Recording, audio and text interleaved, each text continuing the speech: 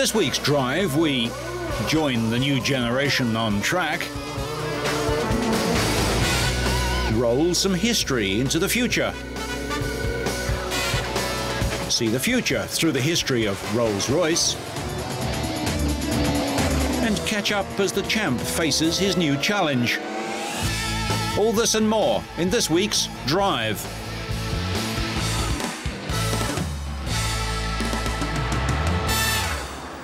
Just a month out from the first Grand Prix of the season, most teams are watching Ferrari to see what they come up with.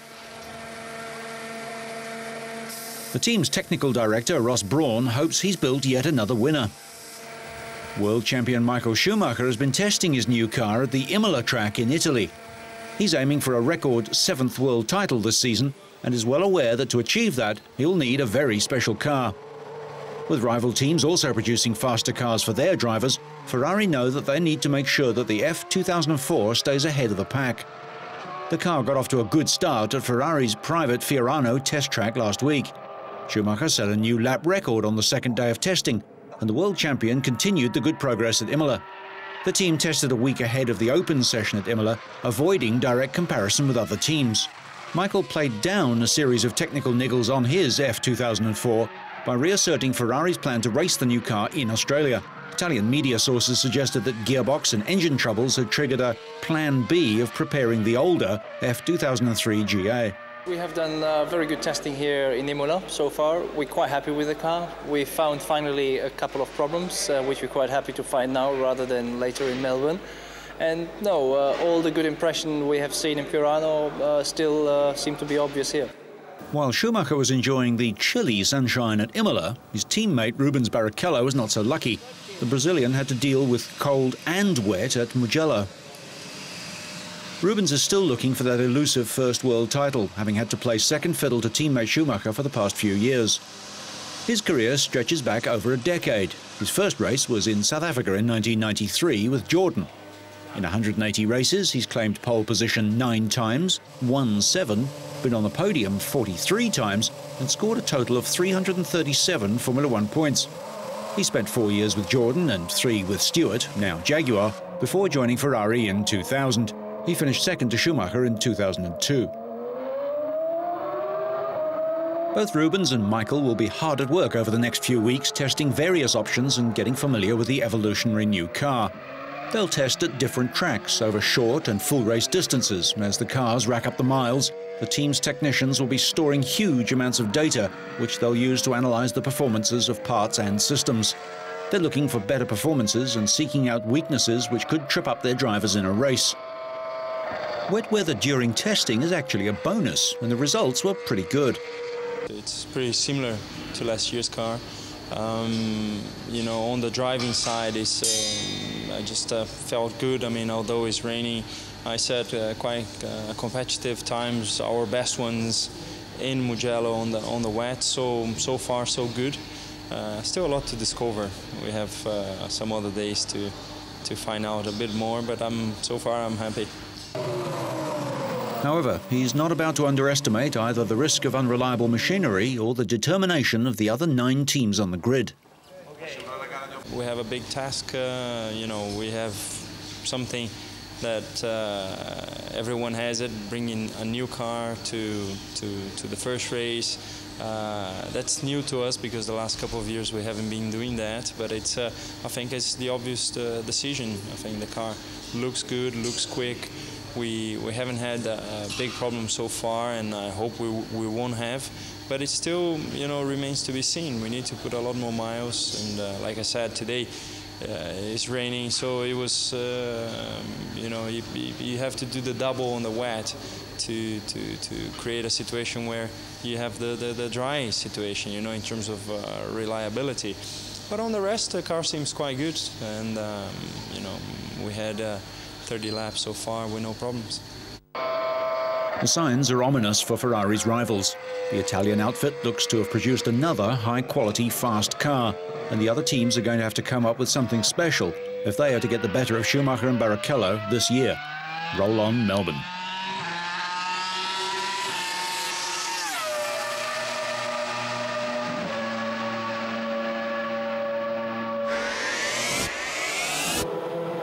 It's every schoolboy's dream, at the wheel of a Formula One car, surrounded by some of the world's top mechanics and about to drive around a famous racetrack.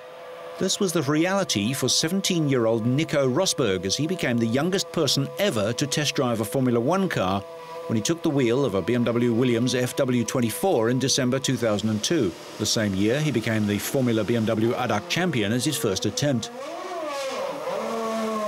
However, that shouldn't have been unexpected. Nico is the son of 1982 Formula One world champion Keke Rosberg, and the young German-born Finn already had quite a reputation, and not just because of his name. He won his first kart title at the age of 11, and in 2002 he dominated the Formula BMW Championship with 9 wins from 20 races. In December last year, the Williams team confirmed that Rosberg would get another opportunity, and he feels that a Formula One drive may be his within 2 or 3 years. At the moment, I don't think there are any other people at this age who are getting close to coming into Formula One. I'm not saying I am coming close, but I'm closer than anyone else, as I am actually here testing. The other advantage that I have is that I am German, and there are not many other Germans who are breaking through in my age group. Rosberg tested for a second time with the Williams team last December, alongside Nelsinho Piquet, the German-born son of former F1 world champion Nelson Piquet. In a career that parallels his fellow test driver, Piquet became a Brazilian kart champion before winning the South American Formula 3 Championship. Both he and Rosberg, with paternal world champions, have a lot to live up to, and Nico is well aware of the challenge he faces and the worst aspects of having a father who has topped the sport. The worst is that you're constantly being compared to him, compared to your own father. And obviously it's not an easy comparison because he was world champion, which is in the highest level of motorsport. But I'm going to fight and try to get to a similar level. Welcome to the presentation of the Williams F1 BMW FW26. Williams haven't won the title since Canadian Jacques Villeneuve in 1997, the team's longest ever losing streak, with Juan Pablo Montoya finishing 3rd last year and the year before. The team hope their revolutionary new car, the FW26, can win in 2004. The new design has a twin-keeled front end and a very short nose with a twin-keel monocoque, aiding airflow under and over the front of the car. Yeah, I must say it is a big step forward. Although the handling is very similar to the cars I've driven before, with the new speeds and everything, it is a big step forward for me. So it is a new target, a new aim to try and cope with in this situation. I think it is not such a big problem. The only thing I must say is that traction control is a great help in this. It makes things a lot easier. Incidentally, Nico also speaks French, Italian and Finnish fluently. Williams will be hoping that Montoya and Schumacher can handle the car as well as Rosberg once the season starts. Rosberg drove 80 laps in Barcelona without incident and finished 9th fastest of the 22 drivers from teams including Ferrari, Renault and Toyota. Nico begins official testing for the new Formula 3 season at Valencia in March. He finished 8th overall last year, and don't bet against him improving upon that in 2004, if he doesn't land a full-time test drive in Formula One.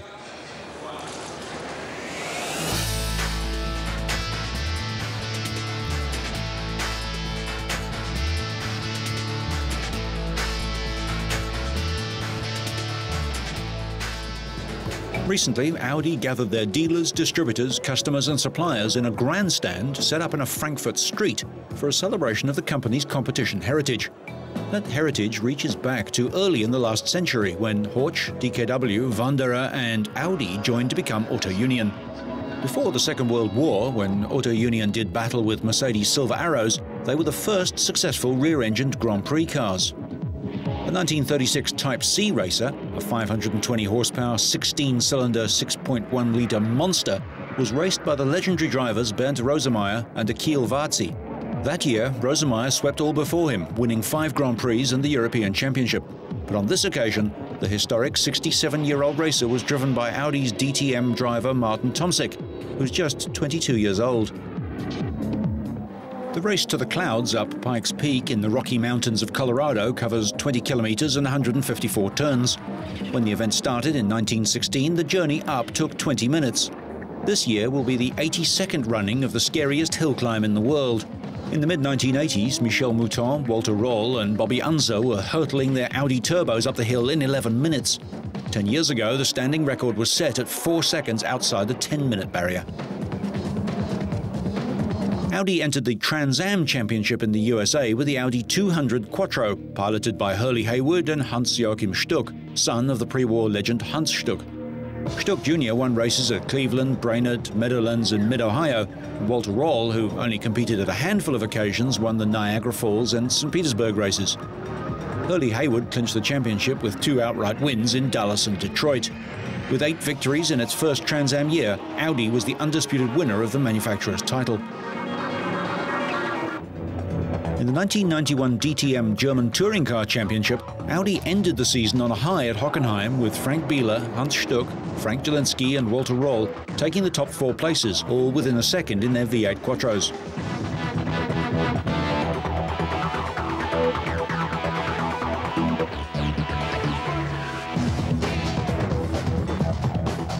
Biela was back racing and winning for the 4 rings in the 1996 British Touring Car Championship.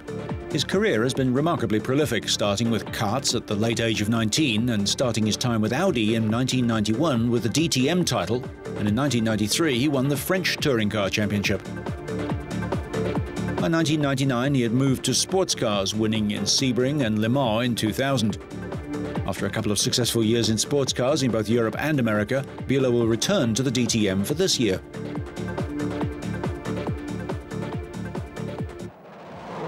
Biela was part of the awesome Audi victories at Le Mans in 2000, 2001 and 2002, where Audi R8s finished 1st, 2nd and 3rd. Former Ferrari Grand Prix driver Michele Alboreto died during testing at the Lausitz Ring, and the team raced in his memory in 2001. Last year, the R8s were raced by the Just team, and Biela won the American title with Marco Werner.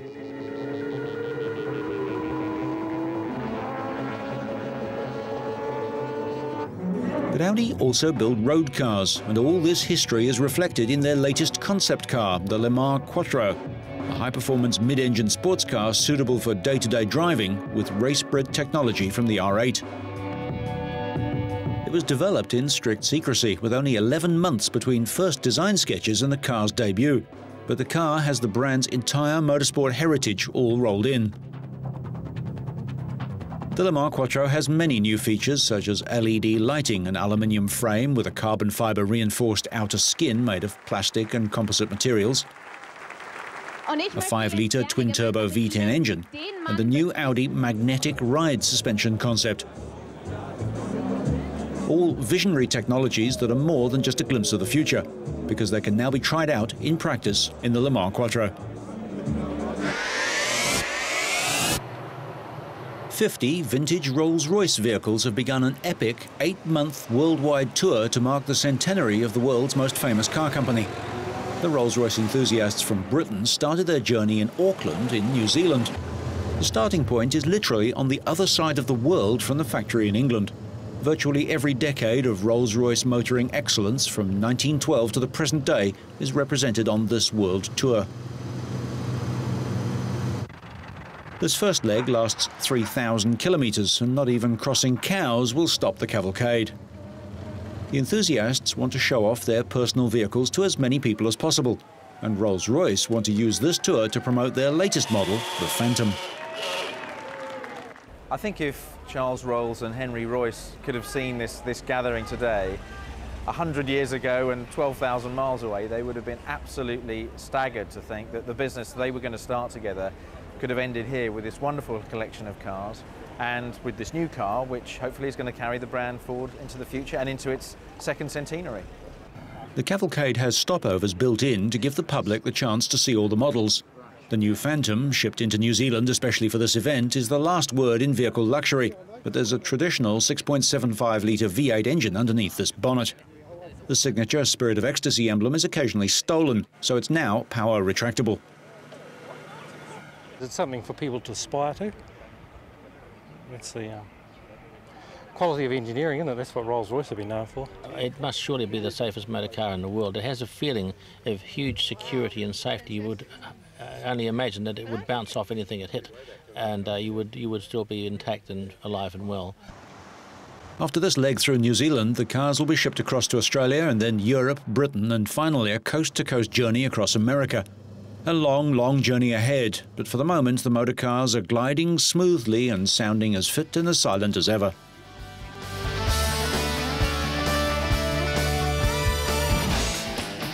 The screen shows a busy street scene. Each object is a designated target, its speed, distance and position clearly marked out, ready for a response. Target acquisition imagery from a high-tech weapons system? No, it's the next generation of car safety, a system that could cut the world's road traffic death and injury toll.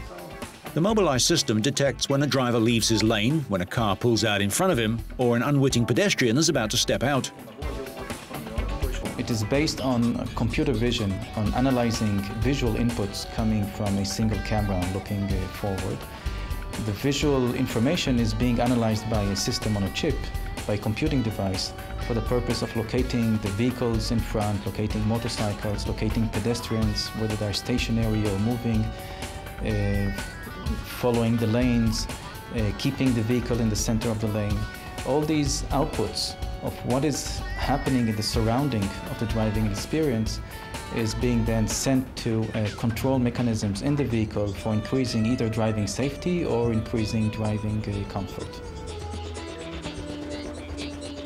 The manufacturers say several vehicle makers have signed contracts for the system and could be rolling it out on their cars in the next few years. So it will definitely reduce the number of accidents, and when an accident will happen, it will mitigate the type of damage that can happen, either to the cars, to the other vehicles, to the pedestrians, or to the occupants of the vehicle itself. Developed in Israel and unique in the world, the Mobileye system is designed to warn drivers of an impending threat to them, their vehicle, or pedestrians nearby. The system works by using sophisticated image recognition technology. A very small camera installed in the front of the car looks out at the road in front of the vehicle. The images are analyzed by an onboard computer that's programmed to recognize the features of the road like other cars, road markings or people. Mobileye can be connected to an alarm to warn a distracted or tired driver of a possible collision. It can tighten seatbelts, activate brakes or pop open the bonnet so that if a person is hit, he rolls down the front of the car and doesn't hit the windscreen. The market for this type of technology could be massive. There are hundreds of millions of cars in the world. And with at least 30,000 people dying on the roads every year, many countries are putting pressure on vehicle makers to improve road safety.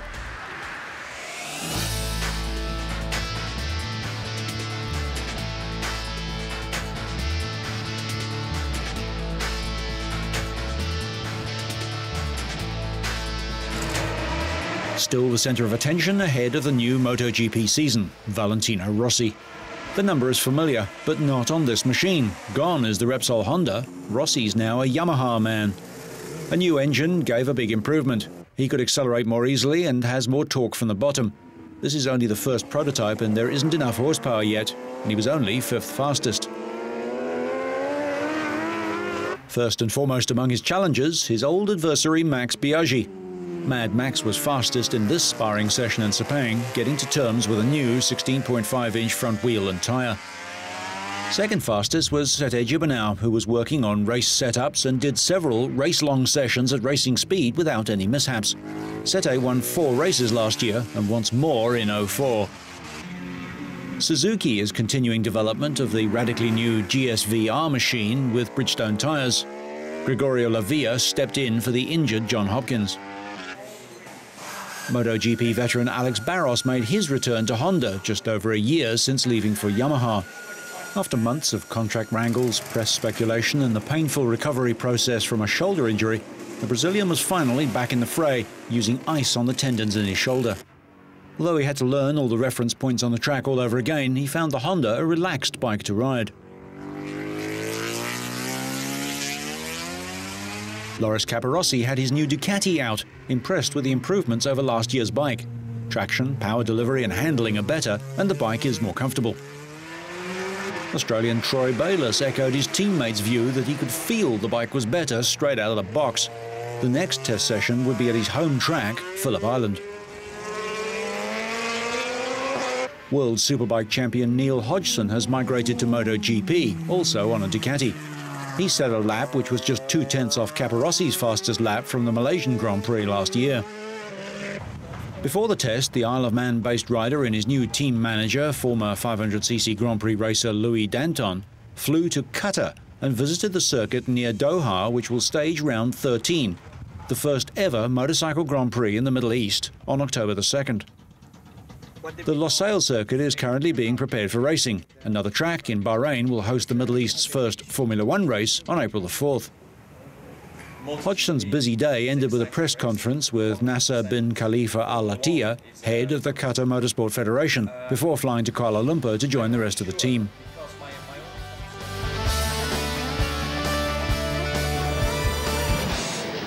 In some parts of Britain, illegally parked cars aren't just given a spot fine.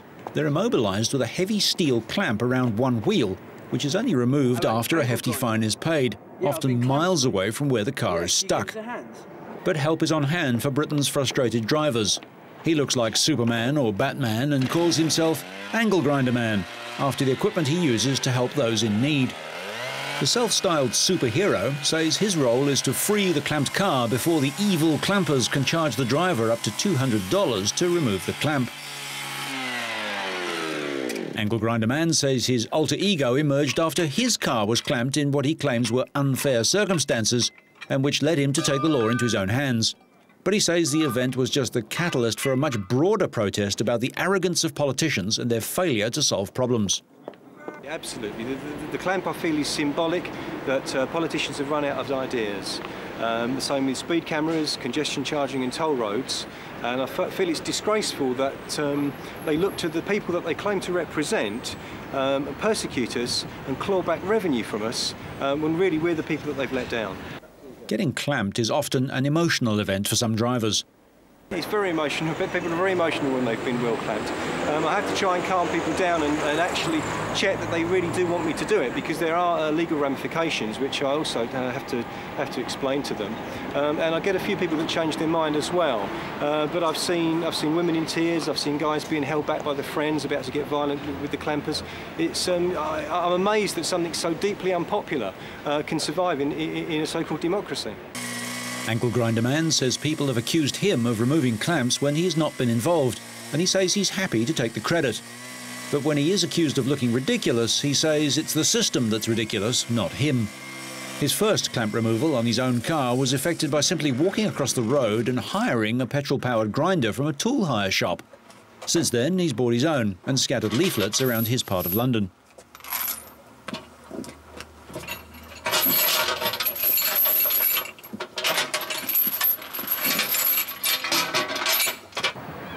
Predictably, the police are not amused. Cutting a clamp is criminal damage, said a spokesman. Britain's motoring groups do not advise people to remove clamps or to ask anyone else to do so. Doing so may incur a penalty for damaging the equipment. RAC is very sympathetic to people who get clamped. It's an awful thing that can sometimes happen. It may seem that it happens unnecessarily, and in fact there are lots of examples where the clamping companies have gone to extremes to secure that clamp. But, you know, at the same time, if you're parking illegally, you have to expect some repercussions. He describes himself as the UK's first wheel clamp and speed camera vigilante cum subversive superhero philanthropist. So whether you're on track for victory, acquiring targets, or looking to the future, so you stay on track and up to speed, make sure you catch next week's Drive.